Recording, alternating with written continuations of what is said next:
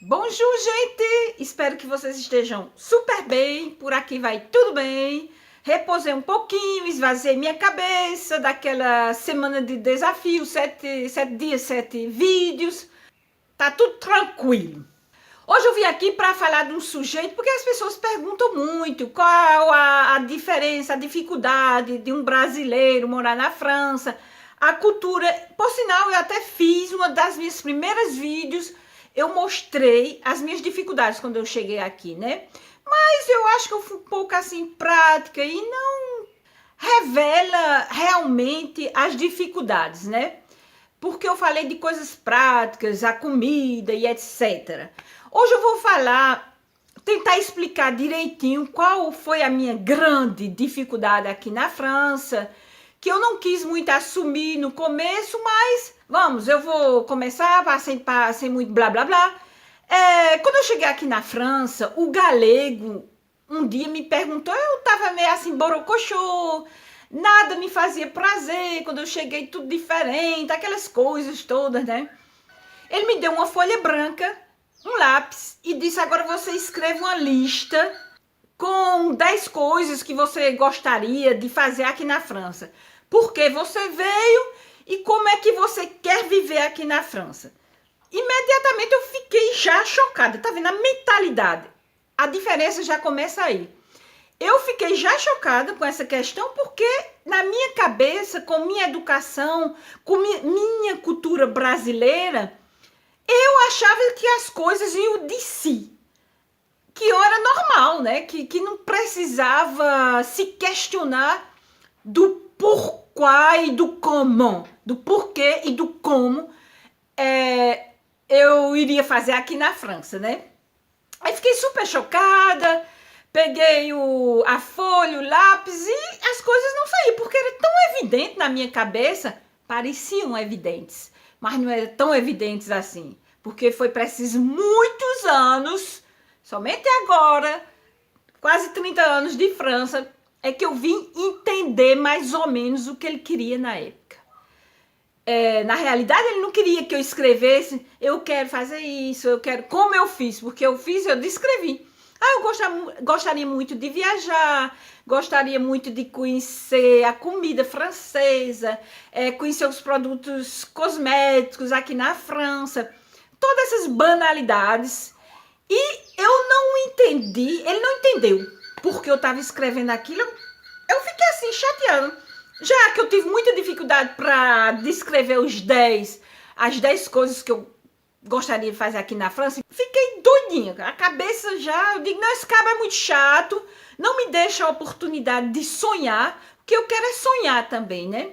Não, esse povo é muito exigente. Ele é muito exigente, depois eu descobri que eles são quase todos assim, os franceses, né? E eu vou explicar para vocês por que eu não entendi, por que ele não me entendeu. Aquela confusão na minha cabeça. Eu com minha cabeça, minha cultura brasileira, né, acostumada a não me questionar, acostumada a receber tudo assim já mastigado, todas as informações mastigadas, sem me questionar, foi uma das grandes dificuldades, finalmente, aqui na França, foi essa maneira de ser. No Brasil, vocês sabem que a gente fica sempre esperando, Deus é brasileiro, a gente vai conseguir resolver os problemas. Existe o jeitinho brasileiro, que por sinal, o brasileiro conta vantagem do jeitinho brasileiro. Eu sei que faz parte da cultura, mas finalmente, hoje em dia, eu reconheço que o jeitinho brasileiro não é uma boa coisa de aprender isso e inculcar isso na cabeça. Eu fico até me perguntando quem foi que inculcou isso. A gente se auto-inculca que todo brasileiro tem aquele jeitinho e que sempre encontrará uma solução. Eu fui educada assim, né? Eu vivi assim, então eu tô falando de mim, talvez outras pessoas devem viver a mesma coisa aí no Brasil, né? Então eu percebi que isso, né, não é uma vantagem de ter esse jeitinho e acreditar que Deus é brasileiro e que ele vai livrar o Brasil de todos os maus, encontrar todas as soluções para a gente. Não estou colocando em causa a crença em Deus. Estou colocando em causa o fato de que a gente é encucado dessa ideia. E isso imobiliza as pessoas a quererem saber o como e o porquê de como a gente vai resolver uma situação. O porquê e o como, de como a gente vai se sair. Sem pensar nessa história de jeitinho brasileiro e sem pensar que Deus vai ajudar a gente em tudo. Se Deus ajudasse a gente em todas essas dificuldades que passa o Brasil não era mais o Brasil de hoje. Sem colocar em causa nem Deus, nem a educação dos pais. Porque os pais, eles fazem aquilo que ele acha melhor pra gente. Mas só que existe alguma coisa, uma força maior num país, em uma cultura, né? Que é a comunicação de massa. É a propaganda de massa. Isso aí é muito mais importante do que o querer de um pai, de uma mãe, de querer educar, de querer o bem para seus filhos. Isso aí é uma lógica. Todo pai e toda mãe quer o bem de seu filho, né? Mas, infelizmente, se o povo deixa, uma propaganda de massa vai se instalar, uma cultura de massa vai se instalar em um país. E eu vivi uma época de ditadura. Toda a minha existência no Brasil foi uma época de ditadura, né? Onde a gente não poderia muito se exprimir. Eu me lembro, quando eu era pequena, muitas músicas eram censuradas, filmes na televisão eram censurados, cantores, grandes intelectuais brasileiros, ou eles morriam misteriosamente, ou desapareciam, ou eram exilados. Eu me lembro, minha infância, toda a minha vida no Brasil foi isso. E hoje, somente hoje é que eu faço essa diferença dessa minha educação e dessa minha dificuldade de chegar em um país onde as pessoas... É simples, viu? É super simples a história. Chegar em um país onde as pessoas perguntam o porquê do como. Vocês imaginam? Eu dizendo assim, vocês não podem nem imaginar. Porque é tão simples quando eu falo, mas é tão profundo ao mesmo tempo que eu sofri aqui na França por causa dessa minha educação no Brasil. Essa educação de massa e essa cultura de massa que eu recebi durante toda a minha vida. Eu passei toda a minha vida de Brasil a me cultivar, a receber informações das novelas, da Globo,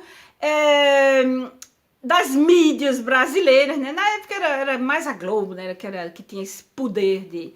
Pronto, aí eu me eduquei assim, com essas informações. Na escola, eu não... Sei lá, acho que eu não era uma boa estudante, eu não me lembro muito, mas...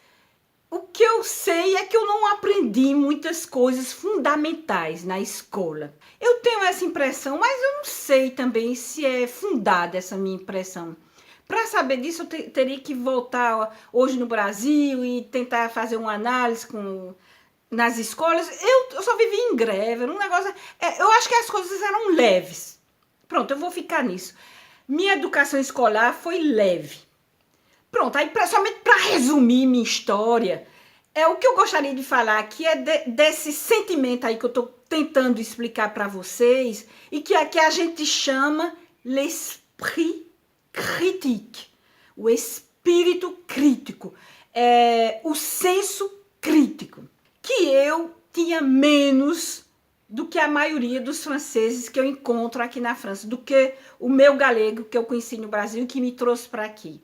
Pronto, eu tinha menos de senso crítico que ele. Por isso que a gente não se entendia. Eu não entendia porque ele não me entendia. Porque eu achava que as coisas eram naturais e as coisas iam de si, como eu já expliquei para vocês, eu estou me repetindo. Mas é porque eu estou tentando explicar para vocês, encontrar uma explicação para que sejam clara a minha ideia.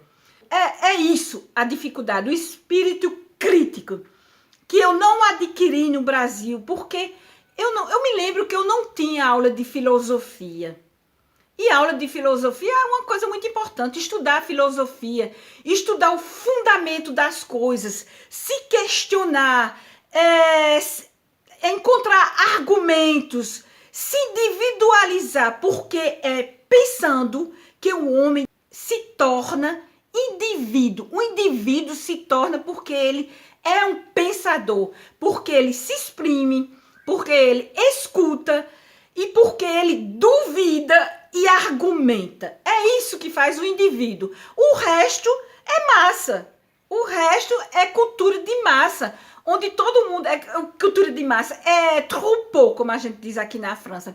É bando de carneiro, bando de vaca, pronto, todo mundo fazendo a mesma coisa porque eles aprenderam que era assim sem se questionar.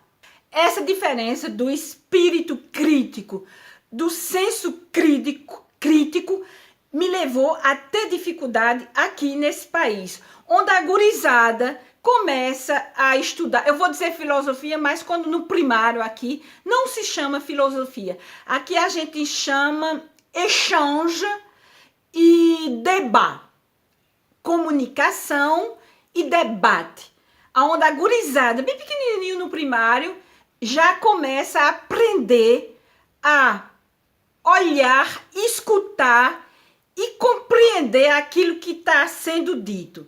E depois comunicar, argumentar, dar sua própria ideia, mesmo se os outros não são de acordo com você, eles dão a sua própria ideia e depois uma análise é feita em grupo, o que a gente chama de dialética, a dialética, né? A dialética é esse princípio da filosofia de comunicação. O homem só é livre se ele comunica, né? Então pronto, a gente começa bem cedinho aqui na França já com esse senso da dialética, da comunicação e da expressão. Como eu disse a vocês, eu vivi num país onde a comunicação e a expressão não existia na época. Então é complicado de adquirir um senso crítico quando a gente é educado dessa maneira, né?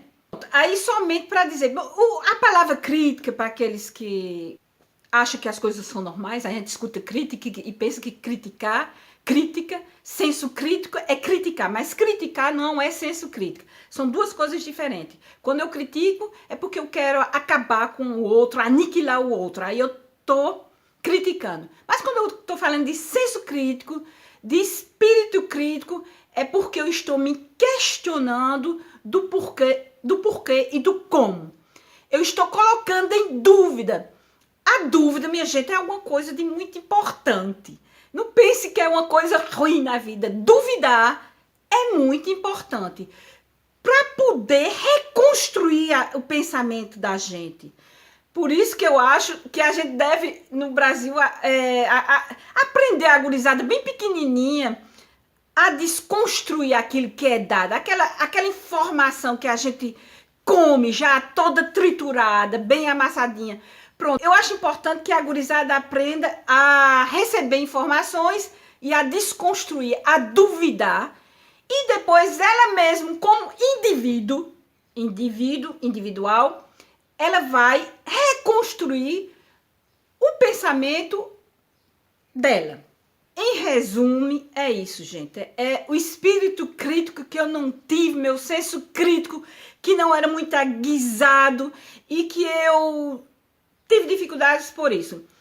Eu vou responder porque faz 2, 3 dias que eu estou discutindo com um dos meus seguidores, e que é um professor lá em Aracaju, e que a gente discute sobre... Ele adorou o que eu fiz, né? Esses 7 dias de vídeo. E durante esses 7 dias a gente discutiu demais pela visão que ele tem das vídeos que eu enviei. Eu enviei esses vídeos no intuito de brincar, de mostrar, ensinar alguma coisinha, uma coisinha aqui, uma coisinha ali, para aqueles que estão me olhando. E ele tira sempre pro lado intelectual. Ele intelectualiza minhas vídeos. Então, eu vou somente responder a nossa história, professor Elinaldo Vasconcelos, sobre a música. Justamente nesse mesmo sujeito que eu estou falando, do espírito crítico, a música, na época que eu morava no Brasil, era esse princípio dialético da filosofia que eu falo, de comunicação, de informação, de compartilhamento de ideias. Esse princípio dialético, na época que eu morava no Brasil, passava muito pela música.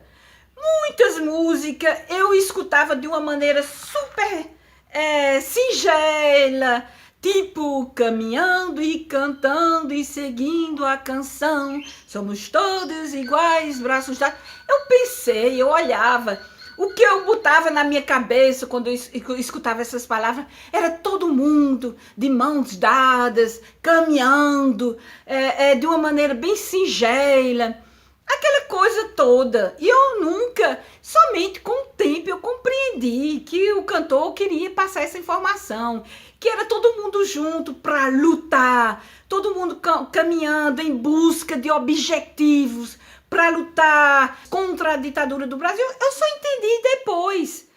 E é por isso que Elinaldo, professor Elinaldo, as nossas discussões sobre música, sobre mensagem passada pelas músicas no Brasil, na época de 60, na época da ditadura, eu só vim entender agora, Monsieur Elinaldo Vasconcelos, com esse espírito crítico. E isso aí é uma das coisas que eu mais me arrependo na minha vida. Gente, é super importante ter o espírito crítico. Ainda ontem eu estava vendo uma história no Facebook. Fazia muito tempo que eu não ia no Facebook, eu fui ontem e aí me deparei com a mensagem de um dos meus amigos do Facebook. Eu não estou colocando em causa nem ele, nem os dogmas, nem religião, nem nada, nem seita, nem nada. Eu estou colocando eu vou falar do sujeito que eu vi. Foi a história da secretário, eu não me lembro mais, da saúde do Brasil, que colocou um sistema, ele contratou, o secretário contratou pessoas de dogma ou religião, não sei, espírita, para colocar a mão em cima dos doentes que estavam no hospital. Eu fiquei abismada, isso me revoltou de como é que pode um negócio desse, gente. Sem botar em causa nada, viu, minha gente? O que eu tô colocando em causa aqui é a atitude do governo. Como é que pode um governo pegar o dinheiro do povo? Aí o que eu perguntei no post, eu perguntei se o pessoal não pagava imposto. Cadê o dinheiro do povo, do imposto do povo? No lugar de pagar técnicas, meios de poder proporcionar ao povo brasileiro uma saúde digna, porque no dia antes eu tinha visto um médico falando no WhatsApp das dificuldades do hospital, que ele estava passando no hospital e fechar, porque o hospital já estava sem dinheiro para pagar alimentação para as pessoas doentes. Como é que pode um negócio desse, gente? Não existe. Não existe. Existe na África, nos países da África, que o pessoal morrendo de fome porque não tem. Aí o pessoal vai buscar curandeiro porque não tem outra solução. Não tem dinheiro, não tem um governo que resolva o problema, o pessoal vai buscar curandeiro. E o Brasil chegou à mesma situação. Como é que pode? Buscar gente no lugar de dar máquinas, de dar meios, alimentação ao povo e pagar o que eles têm que pagar com o imposto do povo, transformar o imposto do povo em meios para responder às necessidades do brasileiro de base, porque isso se passa no SUS, S-U-S. E os ricos, a elite, pode pagar hospital privado, mas o povo pobre está sendo hoje curado no Brasil com o espiritismo e com o curandeirismo. Como é que pode, gente? Isso não existe, não. A crença, A gente guarda, a gente está num país laico, o Brasil é um país laico. A crença de cada um, a gente guarda dentro de casa, a gente guarda intimidade. A religião é uma coisa íntima, a religião. Então pronto, cada um que viva suas crenças, mas que o governo vai utilizar isso para alienar o povo. Eu não aguento, gente. Eu fiquei com raiva. Me acordei, acabei de me acordar, eu já tô com raiva. Como é que pode? É isso, brasileiro. É por isso que eu digo, espírito crítico é a coisa mais importante. Duvidar.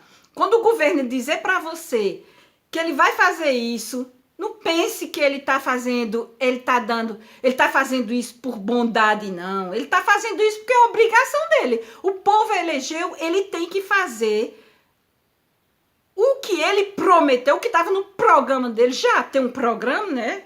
Digno desse nome. E responder às necessidades do povo. Pelo menos de base, gente. A saúde, comida e casa, pronto. Saúde, comida e casa. Tá bom demais já para o povo. Tá bom? Não, eu tô dizendo isso porque nem isso o pessoal tem no Brasil. Para voltar a minha história de brasileiro, que eu queria somente responder uma questão. Pronto. Dificuldade para um brasileiro aqui na França não é comer feijão com arroz, macarrão e carne, não. Quando ele chega aqui, que não tem, é difícil quando a gente não conhece de ir buscar, né? Pronto. A dificuldade aqui, eu penso que para um brasileiro, para a Europa, eu penso que a nível de Europa é chegar, não importa que país, Alemanha, Suíça, Inglaterra, Dinamarca, Portugal, Espanha, eu não sei. Mas, falando desses países mais ao norte da França e o norte da Europa, eu vou dizer que são pessoas que vivem mais ou menos no mesmo estilo. São críticos e não aceitam as coisas trituradas como um bando. Eles se imposam como indivíduo único. Pronto, gente, eu só queria... A única coisa que eu queria falar realmente era dessa dificuldade que eu tive quando eu cheguei aqui na França de não ter esse espírito crítico aguçado para entender por que eu não era entendido. Vou ficando por aqui, porque eu já falei demais, falei de religião, falei de política, coisa que eu não gosto, mas pronto, aí vai a mensagem, pega o que quiserem. Uma coisa importante que eu queria dizer, que eu esqueci, é que se questionar, a partir do momento que a gente se questiona, o questionamento exige a ressurrimagem, exige que a gente pare para se questionar. O brasileiro ele não é acostumado a parar. Ele tá sempre dançando forró, tá sempre dançando samba, tá sempre tomando cerveja no bar, tá sempre jogando futebol, tá sempre brincando carnaval. Tempo para parar, para pensar. É o que os religiosos chamam de contemplação. Porque eles param, eles se isolam e contemplam e refletir.